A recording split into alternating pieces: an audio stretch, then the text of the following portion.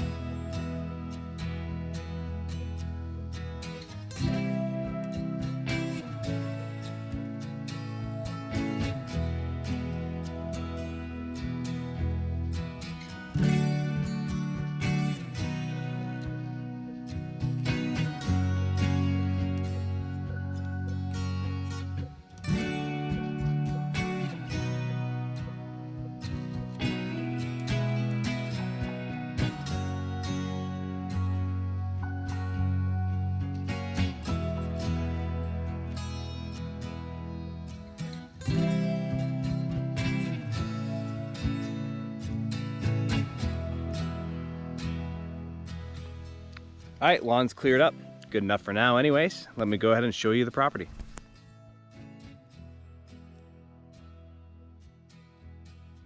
We're right along the main road here, which is nice because the pavement ends just right about there.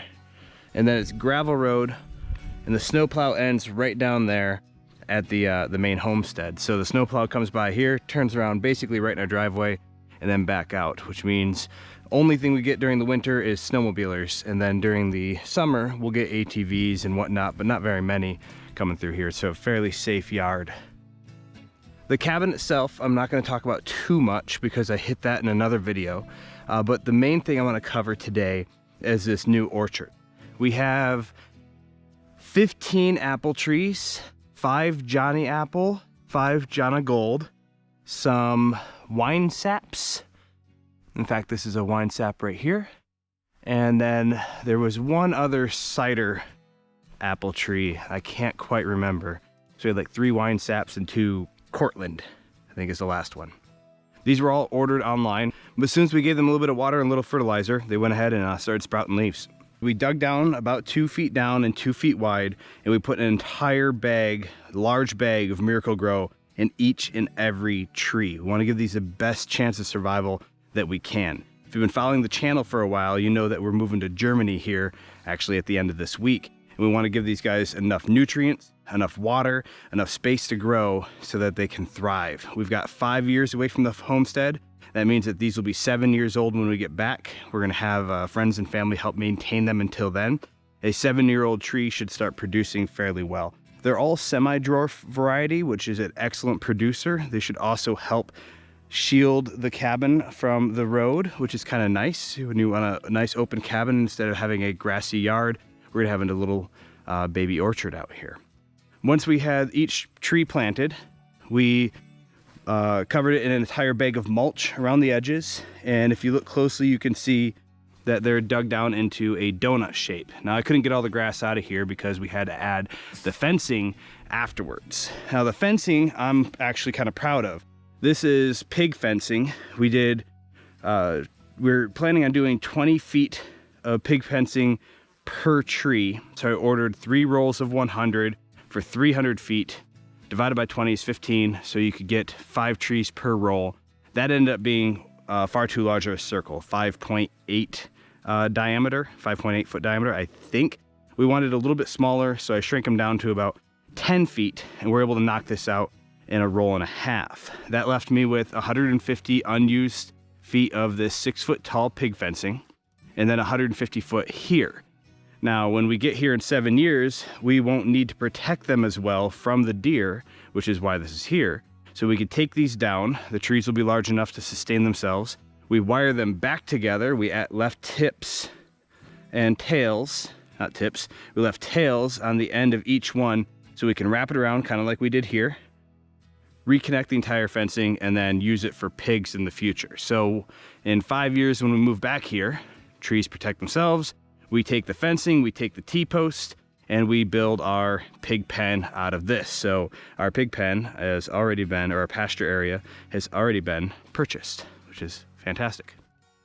The rest of them here are doing pretty well. I got 1 or 2 that I'm worried about. I was expecting a 30% loss, so I could still have 10 viable trees. I'd be happy with that. We'd replant the other 5 so we can maintain our chaotic spacing pattern that we have going on here. We didn't want to look too straight and narrow. We didn't want rows so that it looked like a standard orchard. We want it to be filled in and allow for maximum protection from viewers driving by. Not that that's a big issue out here. It's just one added benefit. You can see we're getting some new growth down here, which is great. We're gonna have to hire out for pruning and for maintenance and for care of these guys as we go along. The last thing we have are these corrugated protectors on the tree. Now, if you don't have those corrugated protectors, the mice will run along the ground here. Once there's snow, they create tunnels all the way throughout the yard, and they run on top of the ground, and they'll come up to the edge of trees, and they'll start eating at the bottom of the tree. These mice can start climbing the tree at that point.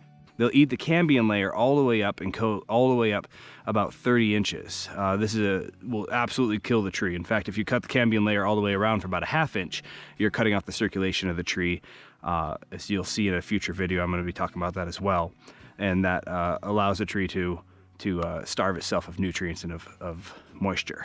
The main stem of the tree is not very good at passing those nutrients, which is why the cambium layer is so critical. That's called ringing the tree. The mice will ring the tree because they want to eat the bark and eat that cambium layer, and that will kill it. So we put this corrugated on. It should keep them off of there. Our fear is if we have rabbits or something that is running along on top of the snow, we could see some issues there. So more to follow in a future video. If you see one next year that's labeled "My orchard died and I know why," well, then it's probably the rabbits. But we'll give a year and see how that pans out. We still have the old flagpole here. It was backed into a few years ago, so it's a little crooked. I should winch it back into place, but I don't want to pull it too hard and end up tipping over and hitting the power line. So this guy's just gonna stay as it is until I can remove it, pull the base back over, and remount. The old school bell here, and very old Dish Network mount. We mounted this back in 1998. It's a 6x6 pressure treated beam with an old cast iron school bell. Now, it's important with these that you tie off these limiting knots. So when you pull these down, they max out and you can't pull much harder. If you don't have those, you can yank on this much further, get the bell spinning or moving and breaking. And we've had that bell break off and fall down and almost take out one of my good friends, Mike. About 20 years ago, it fell down and almost took him out during a New Year's party. So now we have the limiting knots in there, and if it does fall, this gets pulled up, it hits the second knot there, it's the safety, the bell will swing safely over your head instead of coming down and possibly knocking you out or doing worse.